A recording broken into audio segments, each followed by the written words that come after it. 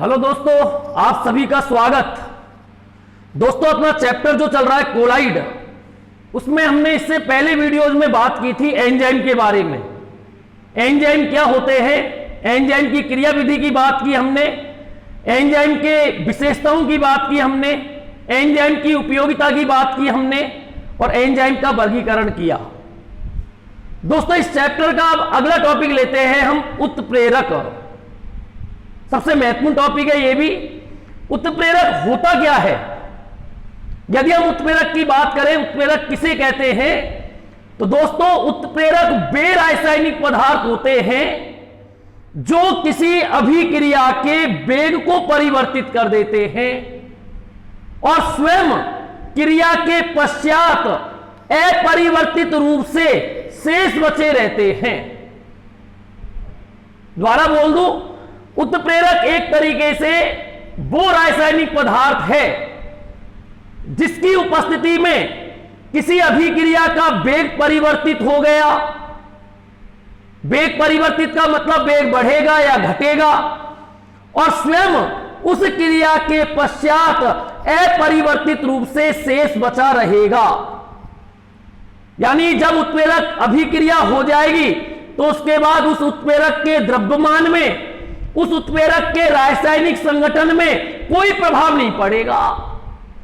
जो द्रव्यमान, जो रासायनिक संगठन उस उत्प्रेरक का अभिक्रिया से पहले है, वही का वही द्रव्यमान, वही का वही रासायनिक संगठन उस अभिक्रिया के पश्चात भी वही का वही रहेगा।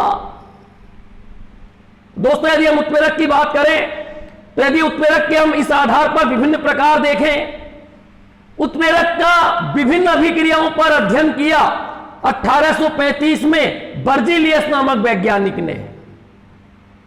अब यदि हम वेग को प्रभावित करने की दृष्टि से देखें कि अभिक्रिया का वेग उत्प्रेरक की उपस्थिति में बढ़ रहा है, अभिक्रिया का वेग उत्प्रेरक की उपस्थिति में घट रहा है, इसके आधार पर हम यहां उत्प्रेरक में सबसे पहले उत्प्रेरक की बात करेंगे। नंबर 1, धनात्मक उत्प्रेरक। धनात्मक उत्प्रेरक क्या होता है? दोस्तों, यदि हम इस उत्प्रेरक की बात करें तो यह वह उत्प्रेरक होता है जिसकी उपस्थिति से अभिक्रिया का वेग बढ़ जाता है, अधिक हो जाता है। वे उत्प्रेरक जिनकी उपस्थिति से अभिक्रिया का वेग अधिक हो जाए, अभिक्रिया का वेग बढ़ जाए, उसे हम बोलते हैं धनात्मक उत्प्रेरक। तो इसमें हम क्या कहेंगे, इसकी उपस्थिति से अभिक्रिया का वेग बढ़ जाता है, अभिक्रिया का वेग बढ़ जाता है, अधिक हो जाता है। अब यदि हम इसको एक एग्जांपल के द्वारा देखें, अपने पास पोटेशियम क्लोरेट है। पोटेशियम क्लोरेट का फॉर्मूला के का मतलब हो गया potassium, ClO3 chlorate potassium chlorate है। हमने इसका किया अपघटन। इसका अपघटन सामान्य स्थिति में बहुत अधिक ताप पर संभव होता है और इसका अपघटन होता है 2KCl + 3O2 में। इसका अपघटन हुआ, इसका तापीय अपघटन बहुत अधिक ताप पर होता है और इसके अपघटन से हमें प्राप्त होता है पोटेशियम क्लोराइड और ऑक्सीजन गैस मुक्त होती है। लेकिन यहां यदि हम इस अभिक्रिया को MnO2 उत्प्रेरक की उपस्थिति में कराते हैं, मैंगनीज डाई उत्प्रेरक की उपस्थिति में, तो यह क्या करता है, जैसे ही हम इस उत्प्रेरक की उपस्थिति लेते हैं, इस उत्प्रेरक की उपस्थिति में कम ताप पर ही इसका अपघटन हो जाता है और तेजी से ऑक्सीजन गैस बनने लगती है। दोस्तों, कहने का मतलब प्रारंभ में इसका अपघटन धीमी गति से, लेकिन जैसे ही हमने इस अभिक्रिया में इस उत्प्रेरक को लिया, इस उत्प्रेरक ने क्या किया, इसके अपघटन को तेजी से किया, इसके अपघटन को बढ़ा दिया, जिससे इसके अपघटन से कौन सी गैस तेजी से बनने लगी, ऑक्सीजन गैस। कहने का मतलब इस उत्प्रेरक ने इस अभिक्रिया के वेग को बढ़ा दिया, तो यहां यह कौन सा उत्प्रेरक कहलाएगा, धनात्मक उत्प्रेरक। अब दोस्तों, जब इसने इसके अपघटन को कर दिया तो वापस ये हमको इसी रूप में प्राप्त हो जाएगा। इसके रासायनिक संगठन में, इसके द्रव्यमान में कोई परिवर्तन नहीं होगा। जितनी मात्रा में तुमने लिया है, जिस संगठन में तुमने लिया है, उसी संगठन में, उसी द्रव्यमान में तुमको ये वापस प्राप्त हो जाएगा। तो हमने उत्प्रेरक की परिभाषा पढ़ी क्या थी अभी, कि वे पदार्थ जो रासायनिक अभिक्रिया के वेग को परिवर्तित कर दे और स्वयं क्रिया के पश्चात अपरिवर्तित रूप से शेष बचा रह जाए, तो ऐसे पदार्थ कहलाते हैं उत्प्रेरक। वेग में परिवर्तन की इस क्रिया को कहते हैं उत्प्रेरण। यहां हम पहले बात कर रहे हैं धनात्मक उत्प्रेरक की, और भी बहुत सारे एग्जाम्पल हैं।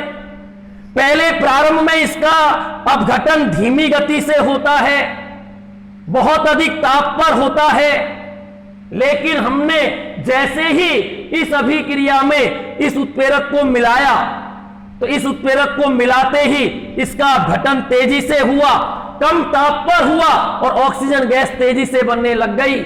इसका मतलब यहां इसने अभिक्रिया के वेग को बढ़ा दिया, इसके अपघटन की दर को बढ़ा दिया, इसलिए कहलाता है धनात्मक उत्प्रेरक। तो वे उत्प्रेरक जिनकी उपस्थिति से रासायनिक अभिक्रिया का वेग बढ़ जाता है, उन्हें बोलते हैं धनात्मक उत्प्रेरक। तो बताओ यहां MnO2 कौन सा उत्प्रेरक हुआ? यहां MnO2 काम करता है धनात्मक उत्प्रेरक की तरह, धनात्मक उत्प्रेरक की तरह। दोस्तों ये तो पहला एग्जांपल हुआ अपने पास कि धनात्मक उत्प्रेरक क्या होता है। अब दोस्तों हम दूसरा उत्प्रेरक देखते हैं। दूसरे उत्प्रेरक में हम बात करते हैं ऋणात्मक उत्प्रेरक की, कि ऋणात्मक उत्प्रेरक क्या होते हैं। ऋणात्मक उत्प्रेरक वे उत्प्रेरक होते हैं जिनकी उपस्थिति से अभिक्रिया का वेग कम हो जाता है। वे उत्प्रेरक जिनकी उपस्थिति से अभिक्रिया का वेग कम हो जाता है, उन्हें बोलते हैं ऋणात्मक उत्प्रेरक। तो हम यहां लिख सकते हैं कि इनकी उपस्थिति से क्या होता है, अभिक्रिया का वेग, अभिक्रिया का वेग कम हो जाता है। अब इसको हम यदि एक एग्जांपल के द्वारा देखें, हाइड्रोजन परऑक्साइड है, दो अणु लिए, इसका अपघटन कराया, इसका अपघटन तेजी से हुआ जल में और O2 में, इसका जल अपघटन हो गया। समीकरण देखो संतुलित है। हाइड्रोजन परऑक्साइड का अपघटन तेजी से हो रहा है जल में और ऑक्सीजन में, लेकिन यदि हम इस अभिक्रिया में उत्प्रेरक के रूप में मिला दें ग्लिसरॉल, तो इसको मिलाते ही इसके अपघटन की दर कम हो जाती है। इसका अपघटन धीमी गति से होने लगता है। पहले तो इसका अपघटन तेजी से हो रहा है जब हमने इसको प्रयुक्त नहीं किया, लेकिन जब हमने इसको प्रयुक्त किया तो इसको प्रयुक्त करते ही, इस उत्प्रेरक को मिलाते ही इसने इस अपघटन की दर को कम कर दिया, अभिक्रिया का वेग कम हो गया। तो बताओ यहां ये कौन सा उत्प्रेरक कहलाएगा? ऋणात्मक उत्प्रेरक। तो यहां हम यदि बात करें ग्लिसरॉल जो अपने पास है, ये कौन सा उत्प्रेरक होगा? तो ग्लिसरॉल होगा ऋणात्मक उत्प्रेरक, क्योंकि इसकी उपस्थिति में अभिक्रिया का वेग कम हो गया, इसके अपघटन की दर कम हो गई। यदि हम दूसरा एग्जांपल देखें अपने पास, सोडियम सल्फाइड है, Na2SO3, सोडियम सल्फाइड, इसका ऑक्सीकरण कराया हमने, दो अणु लिए, इसका ऑक्सीकरण तेजी से होता है 2Na2SO4 में, इसमें इसका ऑक्सीकरण तेजी से होता है। दोस्तों 4Na 4Na, 2S 2S, 3 दूनी 6 और 2 8, 4 दूनी 8। यहां इसका ऑक्सीकरण तेजी से हो रहा है, लेकिन यदि इसमें हम थोड़ा सा एथिल एल्कोहल मिला दें, एथिल एल्कोहल मिलाते ही इस अभिक्रिया का वेग कम हो जाएगा, इसके ऑक्सीकरण की दर कम हो जाएगी। तो बताओ यहां एथिल एल्कोहल कौन सा उत्प्रेरक कहलाएगा? ऋणात्मक उत्प्रेरक। तो ऋणात्मक उत्प्रेरक वे उत्प्रेरक उत्प्रेरक होते हैं जिनकी उपस्थिति से अभिक्रिया का वेग कम हो जाता है।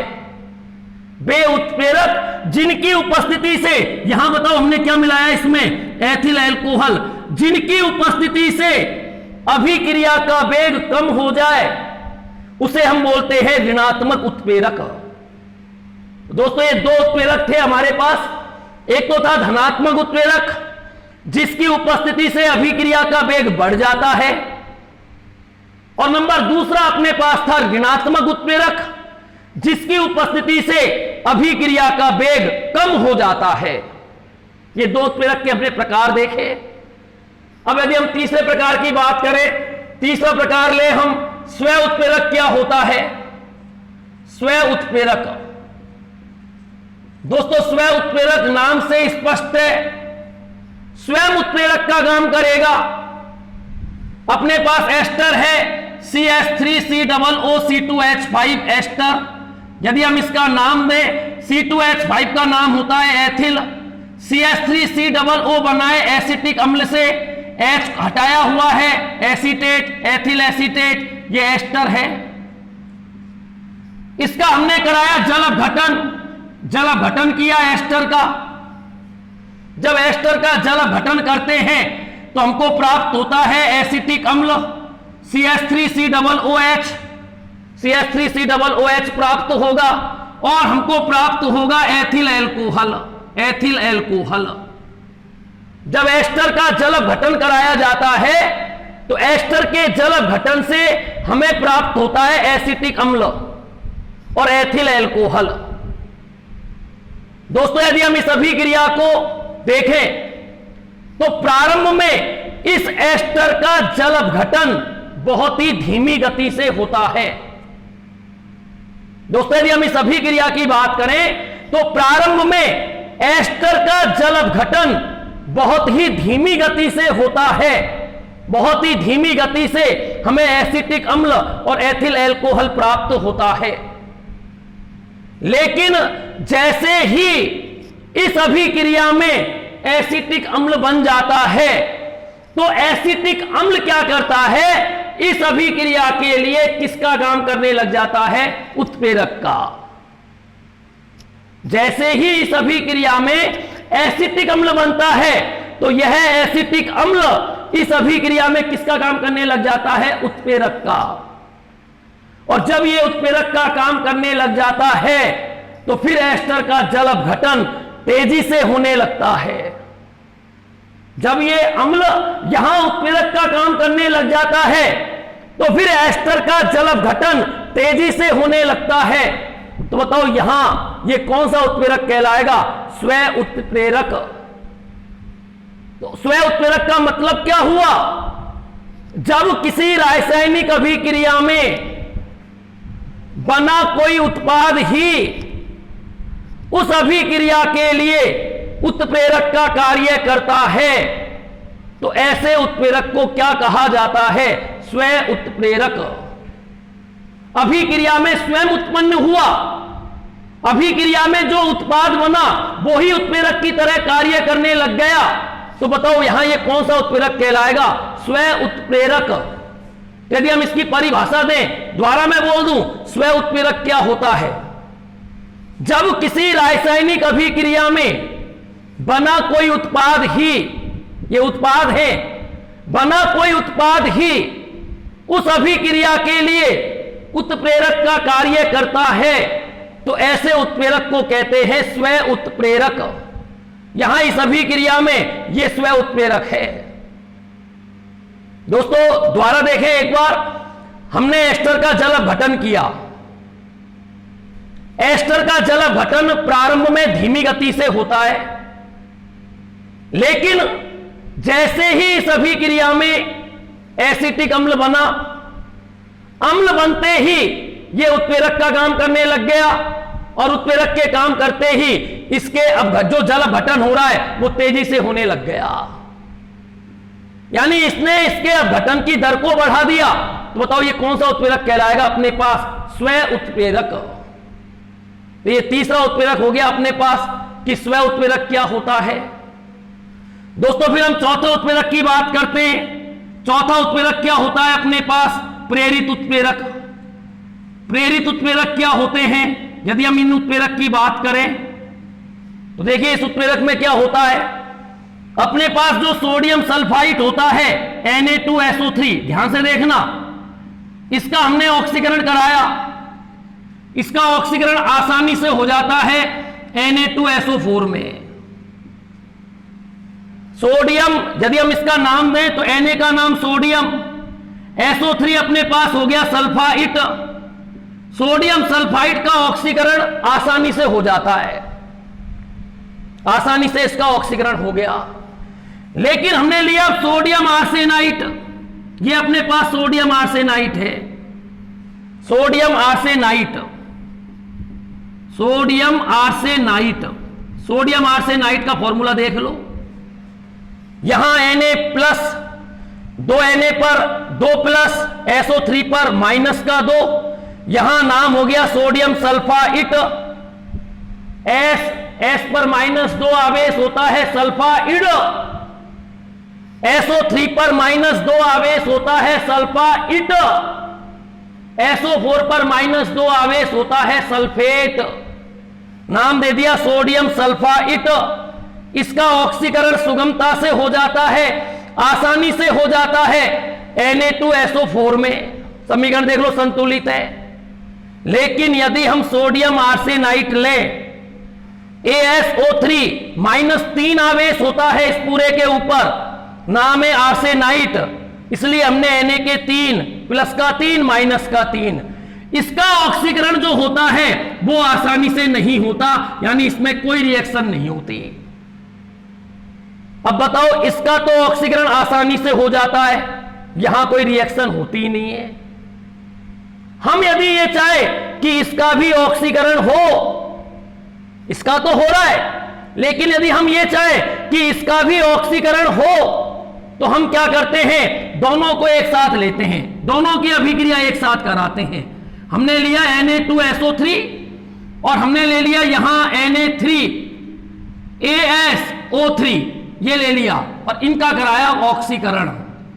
इनके ऑक्सीकरण से क्या होगा, इसका भी ऑक्सीकरण हो जाएगा, इसका भी ऑक्सीकरण हो जाएगा। इसका ऑक्सीकरण तो किसमें हो गया, Na2SO4 में, इसका ऑक्सीकरण किसमें हो गया, Na3ASO4 में।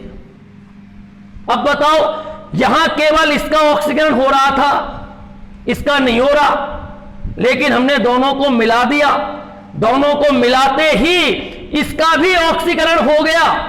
तो यहां यह कौन सा उत्प्रेरक कहलाएगा, प्रेरित उत्प्रेरक। यानी कुछ अभिक्रियाएं ऐसी होती हैं जिनमें एक अभिक्रिया दूसरी अभिक्रिया के लिए प्रेरण का काम कर रहा है, उसे प्रेरित कर रहा है कि भाई मैं तो ऑक्सीकृत हो गया, लेकिन मेरे प्रेरण से इसका भी ऑक्सीकरण हो जाए। तो बताओ फिर ये कौन सा उत्प्रेरक कहलाएगा, प्रेरित उत्प्रेरक। इसके प्रेरण से इसका ऑक्सीकरण हो गया, इसका स्वयं का अकेले का तो ऑक्सीकरण हुआ नहीं, लेकिन जब हमने दोनों को मिलाकर ऑक्सीकरण की क्रिया की तो इसका भी ऑक्सीकरण हो गया। तो बताओ यहां ये कौन सा उत्प्रेरक कहलाएगा, प्रेरित उत्प्रेरक। दोस्तों यहां हमने उत्प्रेरक की बात की, 4 उत्प्रेरकों की, कि धनात्मक उत्प्रेरक क्या होता है, ऋणात्मक उत्प्रेरक क्या होता है। वे उत्प्रेरक होते हैं जिनकी उपस्थिति से रासायनिक अभिक्रिया का वेग बढ़ जाता है। ये वे उत्प्रेरक होते हैं जिनकी उपस्थिति से रासायनिक अभिक्रिया का वेग कम हो जाता है। इस उत्प्रेरक में क्या होता है, जब अभिक्रिया में बना कोई उत्पाद ही उस अभिक्रिया के लिए उत्प्रेरक का कार्य करता है तो वह कहलाता है स्व उत्प्रेरक। और कुछ अभिक्रियाओं में क्या होता है, एक अभिक्रिया के प्रेरण से दूसरी अभिक्रिया का भी यानी रिएक्शन होने लग जाए। यहां इसका ऑक्सीकरण अकेले का नहीं हो रहा, लेकिन जब इसको और इसको दोनों को मिला दिया तो इसके प्रेरण से इसका भी ऑक्सीकरण हो गया। तो बताओ ये कौन सा उत्प्रेरक कहलाएगा, प्रेरित उत्प्रेरक। तो दोस्तों ये तो थी 4 उत्प्रेरक की बात। अब हम आगे बात करते हैं समांगी उत्प्रेरक क्या होता है, इसकी क्रियाविधि की बात करते हैं, और विषमांगी उत्प्रेरक क्या होता है, इसकी क्रियाविधि की बात करते हैं। दोस्तों हम बात करते हैं सबसे पहले नंबर 1, समांगी उत्प्रेरण क्या होता है। एक तो होता है समांगी उत्प्रेरण और एक होता है विषमांगी उत्प्रेरण। दोनों में क्या अंतर है इसको देखेंगे अभी हम। यदि हम समांगी उत्प्रेरण की बात करें, यदि अपने पास ये एग्जांपल है सीसा कक्ष विधि, सल्फर डाइऑक्साइड वायु से क्रिया करता है O2 से, NO उत्प्रेरक की उपस्थिति में क्रिया होती है और हमें प्राप्त होता है सल्फर ट्राइऑक्साइड। यह अभिक्रिया है। यदि हम इस अभिक्रिया की बात करें तो यहां सल्फर डाइऑक्साइड गैस है, अपने पास ऑक्सीजन भी गैस है, बनने वाला उत्पाद भी गैस है, और जो हमने इसमें उत्प्रेरक प्रयुक्त किया है, मतलब उस उत्प्रेरक की प्रावस्था भी कैसी है, गैस। क्या बात नजर आ रही है तुमको? यहां ये क्रिया कारक है, अभिकारक है, और ये क्रिया फल है या उत्पाद है, और ये इस अभिक्रिया में मिलाया गया उत्प्रेरक है। दोस्तों ये सीसा कक्ष विधि पढ़ेंगे हम इसको पी ब्लॉक में, सल्फर ट्राइऑक्साइड का निर्माण। इस विधि में क्रिया कारक की प्रावस्था भी गैसीय है, क्रिया फल की प्रावस्था भी गैसीय है, और जो मिलाया गया उत्प्रेरक है उसकी प्रावस्था भी गैसीय है। बताओ सबकी प्रावस्था एक जैसी है, सबकी सब प्रावस्था एक जैसी का मतलब सब गैसीय अवस्था में है। तो यहां जो ये उत्प्रेरक होगा ये कौन सा उत्प्रेरक कहलाएगा, समांगी। दोस्तों हम दूसरा जो पढ़ेंगे विषमांगी में क्या होगा, जो अभिक्रिया होगी और मिलाया गया उत्प्रेरक होगा उनकी प्रावस्था अलग अलग होगी। यहां जो ये उत्प्रेरक अपने पास है, इस उत्प्रेरक की प्रावस्था अभिक्रिया में क्रिया कारक और क्रिया फल की प्रावस्था के समान है, एक जैसी है। इसलिए बताओ हम इसे कौन सा उत्प्रेरण कहते हैं, समांगी। तो बे उत्प्रेरक द्वारा मैं यदि इसकी परिभाषा बोलूं, बे उत्प्रेरक जिनकी प्रावस्था क्रिया कारक व क्रिया फल की प्रावस्था के समान होती है, तो ऐसे उत्प्रेरक को हम बोलते हैं समांगी उत्प्रेरण। यदि हम और एग्जांपल देखें, अभी अभी हमने ये रिएक्शन पढ़ी थी एस्टर वाली, एस्टर का अपघटन किया हमने, जल अपघटन। ये एथिल एसीटेट अपने पास है, एथिल एसीटेट एस्टर है, एथिल एसीटेट। यहां हमने इसका किया जल अपघटन, जल अपघटन किया हमने। अम्ल उत्प्रेरक की उपस्थिति में होता है, इस अभिक्रिया में अपने पास बना था CH3COOH, और किसका निर्माण हुआ, C2H5OH का।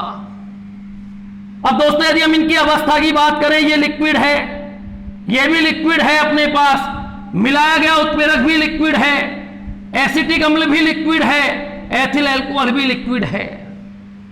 अब बताओ इसमें जो ये उत्प्रेरक है, यदि मैं इसकी अवस्था की बात करूं तो इसकी अवस्था यहां लिक्विड, और ये क्रिया कारक और क्रिया फल जो है ये भी इसी अवस्था में है। तो बताओ ये कौन सा उत्प्रेरक कहलाएगा अपने पास, समांगी उत्प्रेरक। तो समांगी उत्प्रेरक वे उत्प्रेरक होते हैं जिनकी प्रावस्था क्रिया कारक और क्रिया फल की प्रावस्था के समान होती है, तो वह उत्प्रेरक कहलाता है समांगी उत्प्रेरण। अब यदि हम यहां समांगी उत्प्रेरण की क्रिया विधि की बात करें, हम बात करें समांगी उत्प्रेरण की क्रिया विधि, समांगी उत्प्रेरण की क्रिया विधि, इसकी बात करें, देखिए इस क्रिया विधि में क्या होता है। इस क्रिया विधि को हम माध्यमिक यौगिक क्रिया विधि भी कहते हैं, माध्यमिक यौगिक सिद्धांत, इसको हम माध्यमिक यौगिक सिद्धांत भी कहते हैं। इस क्रिया विधि में होता क्या है दोस्तों, यदि हम इस क्रिया विधि की बात करें, यदि अपने पास हमने माना कोई अभिकारक है A और ये क्रिया कर रहा है B से, क्रिया करके बन रहा है बहुत ही धीमी गति से, बहुत धीमी गति से AB का निर्माण हो रहा है। यदि बताओ हम इस अभिक्रिया को तेज करना चाहें, यदि हम इस अभिक्रिया को किसी उत्प्रेरक की उपस्थिति में कराएं तो यह क्रिया फिर तेजी से होने लगती है। हमने माना इस अभिक्रिया को हमने X उत्प्रेरक की उपस्थिति में कराया, एक्स उत्प्रेरक की उपस्थिति में जब हम इस क्रिया को देखें तो होता क्या है इस उत्प्रेरण की क्रिया विधि में? सबसे पहले जो अपने पास अभिकारक ए है ये क्रिया करता है उत्प्रेरक से, और उत्प्रेरक से क्रिया करके बनाता है एक माध्यमिक यौगिक। ये माध्यमिक यौगिक का निर्माण हो गया। यानी इस क्रिया विधि में बताओ सबसे पहले किसका निर्माण होता है? माध्यमिक यौगिक का निर्माण होता है। ये माध्यमिक यौगिक अनस्टेबल होता है। फिर दूसरे स्टेप में क्या होता है? जो ये माध्यमिक यौगिक है AX, ये क्रिया करता है अभिकारक के दूसरे अणु से, और दूसरे अणु से क्रिया करके बना देता है उत्पाद, और बताओ उत्प्रेरक को क्या कर देता है? मुक्त। इस अभिक्रिया में किसका निर्माण हुआ? माध्यमिक यौगिक का। तो यदि हम समांगी उत्प्रेरण की क्रिया विधि की बात करें तो इस क्रिया विधि में पहले अभिकारक का एक अणु उत्प्रेरक से क्रिया करता है, और उत्प्रेरक से क्रिया करके बनाता है एक माध्यमिक यौगिक, और यह माध्यमिक यौगिक होता है अनस्टेबल। फिर यह माध्यमिक यौगिक अभिकारक के दूसरे अणु से क्रिया करता है, और दूसरे अणु से क्रिया करके क्या बना देता है? उत्पाद, और उत्प्रेरक को मुक्त कर देता है। दोस्तों ये बात थी इसकी क्रिया विधि की। यदि हम इस क्रिया विधि का एक एग्जाम्पल लें, देखिए एग्जाम्पल में तुम ईथर वाले पार्ट में एक विधि पढ़ोगे, विलियमसन सतत ईथरीकरण प्रक्रम। उस अभिक्रिया में क्या होता है? हम एथिल अल्कोहल के दो अणु लेते हैं, एथिल अल्कोहल के दो अणु, और एथिल अल्कोहल के दो अणु क्रिया करते हैं सांद्र H2SO4 की उपस्थिति में, और सांद्र H2SO4 की उपस्थिति में क्रिया करके ईथर का निर्माण करते हैं। ये ईथर का निर्माण हो गया, C2H5 और C2H5, और किसका अणु बाहर निकल जाता है? जल का। एथिल अल्कोहल के दो अणु सांद्र H2SO4 की उपस्थिति में गर्म किया, ये यहां उत्प्रेरक है, यहां इसके दो अणु है, किसका अणु बाहर निकल जाता है? जल का, और हमें क्या प्राप्त होता है? Die ethyl ether. दोस्तों यदि हम इसको इस क्रिया विधि के द्वारा देखें, हमने पहले अभिकारक का एक अणु लिया, ये अपने पास अभिकारक का एक अणु रहा A, फिर ये क्रिया करता है अपने पास उत्प्रेरक से, हमने यहां लिया उत्प्रेरक H2SO4, ये उत्प्रेरक लिया। अब बताओ इस उत्प्रेरक की उपस्थिति में जब ये क्रिया करेगा तो पहले स्टेप में किसका अणु बाहर निकल जाएगा? जल का, और अपने पास माध्यमिक यौगिक बनेगा एथिल हाइड्रोजन सल्फेट। ये माध्यमिक यौगिक बन गया। ये माध्यमिक यौगिक जो होता है अनस्टेबल है। हमने दूसरे स्टेप में क्या किया? ये माध्यमिक यौगिक लिया, ये माध्यमिक यौगिक रहा, और ये अभिकारक के दूसरे अणु से क्रिया करता है, ये अभिकारक का दूसरा अणु रहा अपने पास, एथिल अल्कोहल का दूसरा अणु। बताओ हमने इस अभिक्रिया में एथिल अल्कोहल के कितने अणु काम में लिए थे? 2। अब यदि हम इसको यहां इस पूरा खोलकर देखें, पहले तो एक अणु ने उत्प्रेरक से क्रिया की, माध्यमिक यौगिक बना दिया, फिर यह माध्यमिक यौगिक दूसरे अणु से क्रिया करता है, उत्पाद बन जाएगा। अब बताओ इसमें से बाहर तो क्या निकल जाएगा? जो उत्प्रेरक था वो तो बाहर निकल जाएगा, और ये हमारे पास निर्माण हो गया उत्पाद का। बताओ क्या उत्पाद बन गया अपने पास? डाई एथिल ईथर, और इस अभिक्रिया में क्या बाहर निकल गया? उत्प्रेरक। यह कहलाता है समांगी उत्प्रेरण का माध्यमिक यौगिक सिद्धांत। दोस्तों यदि हम इसको दोबारा देखें एक बार, तो मैंने बताया समांगी उत्प्रेरक होता क्या है? जो उत्प्रेरक या वह उत्प्रेरक जिसकी प्रावस्था क्रियाकारक और क्रियाफल की प्रावस्था के समान होती है उसे बोलते हैं समांगी उत्प्रेरक। यदि हम यहां समांगी उत्प्रेरण की क्रिया विधि देखें, इसे माध्यमिक यौगिक सिद्धांत भी कहते हैं। हमने माना यह अभिक्रिया है, प्रारंभ में धीमी गति से है, लेकिन यदि हम इस अभिक्रिया को X उत्प्रेरक की उपस्थिति में कराएं तो यह अभिक्रिया फिर तेजी से होने लगती है, क्योंकि इस अभिक्रिया में एक माध्यमिक यौगिक बनता है, वो अनस्टेबल होता है, फिर वो आगे अभिकारक के दूसरे अणु से क्रिया करके उत्पाद बना देता है। अब बताओ, यदि हमको इस अभिक्रिया को X उत्प्रेरक की उपस्थिति में कराना है तो पहले अभिकारक का एक अणु X उत्प्रेरक से क्रिया करता है, माध्यमिक यौगिक बनाता है। यह माध्यमिक यौगिक अनस्टेबल होता है। फिर यह माध्यमिक यौगिक अभिकारक के दूसरे अणु से क्रिया करता है, दूसरे अणु से क्रिया करके उत्पाद बना देता है और उत्प्रेरक को मुक्त कर देता है। यदि हम इसी बात को एक एग्जाम्पल के द्वारा समझें, विलियमसन सतत ईथरीकरण प्रक्रम, ईथर वाले चैप्टर में पढ़ेंगे ईथर बनाने की विधि। इस विधि में एथिल अल्कोहल के दो अणु सांद्र H2SO4 की उपस्थिति में इनको गर्म करते हैं, जल का अणु बाहर निकलता है, ईथर प्राप्त होता है। यहां इस उत्प्रेरक ने अभिक्रिया को तेज कर दिया। बताओ इसमें हमने क्या किया, इस क्रिया विधि को लगाओ। पहले हमने अभिकारक का एक अणु लिया, उत्प्रेरक से क्रिया की, पहले सरलता से बन गया माध्यमिक यौगिक। फिर यह माध्यमिक यौगिक अनस्टेबल है, यह अभिकारक के दूसरे अणु से क्रिया करता है और दूसरे अणु से क्रिया करके इसने बना दिया उत्पाद और उत्प्रेरक को मुक्त कर दिया। यह कहलाता है माध्यमिक यौगिक सिद्धांत। दोस्तों लेकिन यह सिद्धांत इतना महत्वपूर्ण नहीं है, कई कमियां रह गई। बिस्मांगी उत्प्रेरण की क्रिया विधि को नहीं समझा पाया यह सिद्धांत। यह सिद्धांत उत्प्रेरक वर्धक और उत्प्रेरक विष इनकी भी व्याख्या नहीं कर पाया। यह सिद्धांत सक्रिय केंद्रों के बारे में भी नहीं बता पाया। इसलिए हम देखते हैं आगे बिस्मांगी उत्प्रेरण का आधुनिक सिद्धांत, आधुनिक अधिशोषण सिद्धांत क्या है। तो दोस्तों हम अगला टॉपिक देखेंगे अब कि बिस्मांगी उत्प्रेरक का आधुनिक अधिशोषण सिद्धांत क्या है। अब दोस्तों हम बात करते हैं बिस्मांगी उत्प्रेरण की। बिस्मांगी उत्प्रेरण क्या है? दोस्तों यदि हम इसकी बात करें बिस्मांगी उत्प्रेरण की, अपने पास हेबर विधि से अमोनिया हमको बनाना है। सभी 8वीं 9वीं क्लास से पढ़ते हुए आते हो कि हेबर विधि से अमोनिया किस तरीके से बनती है। जब नाइट्रोजन हाइड्रोजन से सहयोग करता है तो अमोनिया का निर्माण होता है और इस अभिक्रिया में हम लोहे का चूर्ण Fe उत्प्रेरक काम में लेते हैं, सॉलिड ठोस। अब दोस्तों यदि पहली बात तो दोबारा सुन लो, हेबर विधि से अमोनिया का बनना, इस विधि में नाइट्रोजन हाइड्रोजन से सहयोग करता है जिसके फलस्वरूप अमोनिया का निर्माण होता है। इस विधि में नाइट्रोजन गैस है, हाइड्रोजन गैस है, बनने वाला उत्पाद भी गैस है, लेकिन मिलाया गया उत्प्रेरक ठोस है।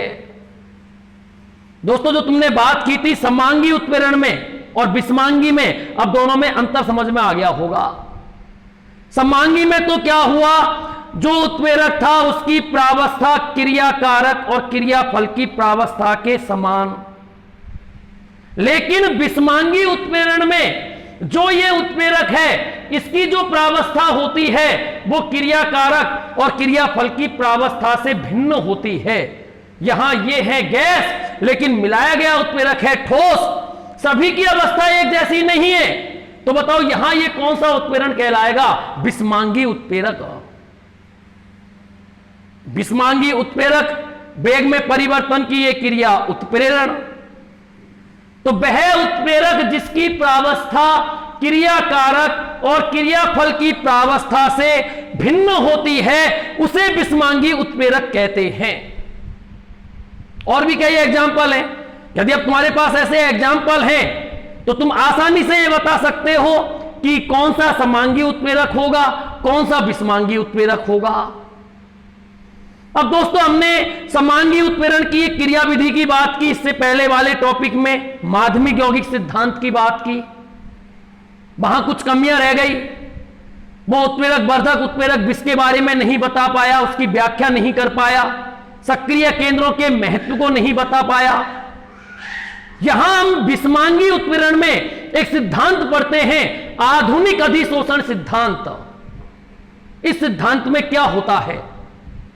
यदि हम आधुनिक अधिशोषण सिद्धांत की बात करें तो इस सिद्धांत को यहां डायग्राम के द्वारा समझते हैं हम कि आधुनिक अधिशोषण सिद्धांत क्या है। बिस्मांगी उत्प्रेरक का आधुनिक अधिशोषण सिद्धांत। आधुनिक अधिशोषण सिद्धांत। दोस्तों अपने पास ये उत्प्रेरक है और उत्प्रेरक में मुक्त संयोजकताएं हैं, सक्रिय केंद्र है सबके सब। ये मुक्त संयोजकता युक्त उत्प्रेरक का कोई प्रश्न है, इसमें सक्रिय केंद्रों की संख्या बहुत अधिक है। सबसे पहले अपने पास यहां ये अभिकारक के अणु हैं, ए और बी, मैंने यहां लिख दिया ये अभिकारक है। दोस्तों इस सिद्धांत में होता क्या है, आधुनिक अधिशोषण सिद्धांत में मुक्त संयोजकता युक्त उत्प्रेरक का प्रश्न है और ये अभिकारक के अणु हैं। पहले अभिकारक के अणु जो ये मुक्त संयोजकता युक्त उत्प्रेरक का प्रश्न है, इसकी ओर गति करता है, विसरण होता है। ए और बी इन उत्प्रेरकों के पृष्ठ पर गति कर रहा है। गति करने पर क्या होगा, जो अभिकारक के अणु हैं वो उत्प्रेरक के पृष्ठ पर अधिशोषित हो जाते हैं। यहां जो ये क्रियाकारी अणु है या अभिकारी अणु है, ये अभिकारी अणु, ये क्रियाकारी अणु, ये उत्प्रेरक की जो मुक्त संयोजकता है इन पर अधिशोषित हो जाते हैं। तो मैं यहां लिख सकता हूं क्रियाकारी अणुओं का अधिशोषण, उत्प्रेरक के पृष्ठ पर अणुओं का उत्प्रेरक के पृष्ठ पर अधिशोषण, उत्प्रेरक के पृष्ठ पर अधिशोषण। देखो पहले पद में क्या हुआ, दोबारा हम बोले, पहले पद में अपने पास ये मुक्त संयोजकता युक्त उत्प्रेरक का प्रश्न है। अभिकारक जो है वो इसकी ओर विसरण करते हैं, अभिकारक के अणुओं की गति होती है। गति होने पर क्या होता है, जो अभिकारक या क्रियाकारी अणु है ये उत्प्रेरक के पृष्ठ पर अधिशोषित हो जाते हैं, ये अधिशोषित हो गए। तीसरे स्टेप में जब ये अभिकारक के अणु या क्रियाकारक के अणु अधिशोषित हो जाते हैं तो ये आपस में क्रिया करके एक सक्रियत संकुल का निर्माण कर देते हैं, एक सक्रियत संकुल बना देते हैं या ये एक मध्यवर्ती संकुल का निर्माण कर देते हैं। इस स्टेप में ये निर्माण होता है मध्यवर्ती संकुल का। यहां अधिशोषण हुआ और इस वाले स्टेप में जो ये अभिकारी अणु है ये आपस में क्रिया करके उत्प्रेरक के पृष्ठ पर और एक मध्यवर्ती संकुल या सक्रिय संकुल का निर्माण कर देते हैं। फिर अगले स्टेप में क्या होता है, ये अनस्टेबल है, ये शीघ्रता से विघटित होता है, टूटता है और उत्पाद में परिवर्तित हो गया। ये उत्पाद बन गया, अपने पास उत्पाद का निर्माण हो गया और जो उत्प्रेरक तुमने काम में लिया था वो वापस उन्हें अभिक्रिया के लिए द्वारा चालू हो जाएगा। क्रिया को करा दिया, क्रिया के पश्चात वापस प्राप्त हो गया। तो यदि हम इस सिद्धांत की बात करें कि आधुनिक अधिशोषण सिद्धांत क्या होता है, तो दोस्तों इस सिद्धांत में अपने पास ये मुक्त संयोजकता वाला एक उत्प्रेरक का प्रश्न है, सक्रिय केंद्रों की संख्या है, यहां ये अभिकारक है ए और बी। पहले अभिकारक के अणु इसकी ओर गति करते हैं, जो अभिकारक के अणु हैं वो इन उत्प्रेरकों के पृष्ठ पर या मुक्त संयोजकताओं पर अधिशोषित हो जाते हैं। अगले स्टेप में यहां ये आपस में क्रिया करके एक मध्यवर्ती संकुल का निर्माण कर देते हैं और अगले स्टेप में ये अनस्टेबल होता है, फिर ये शीघ्रता से यहां इसका विशोषण होगा। अधिशोषण का मतलब चिपकना, लगना, जुड़ना और विशोषण का मतलब हटना। यहां ये उत्पाद बन गया और उत्प्रेरक पुनः अपने को प्राप्त हो गया।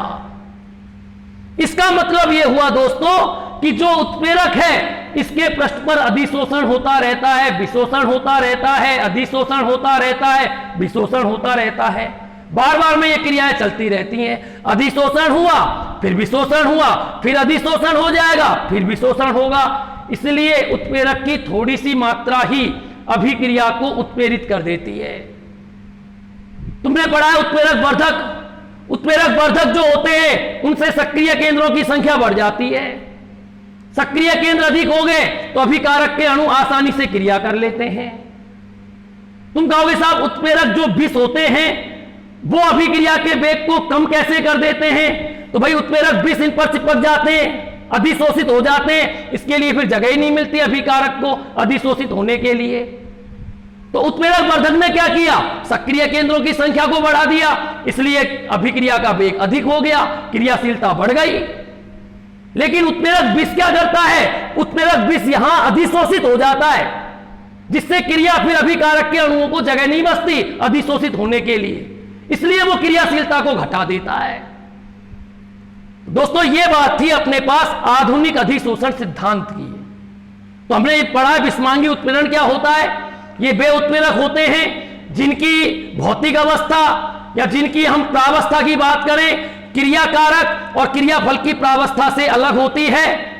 इसके लिए हम बात करते हैं जो समांगी उत्प्रेरक में जो कमी रह गई जिस सिद्धांत में, उसको पूरा करने के लिए विषमांगी उत्प्रेरक का हम पढ़ते हैं आधुनिक अधिशोषण सिद्धांत। इसमें ये डायग्राम देखते हैं, इन्हीं बातों को लिखना है।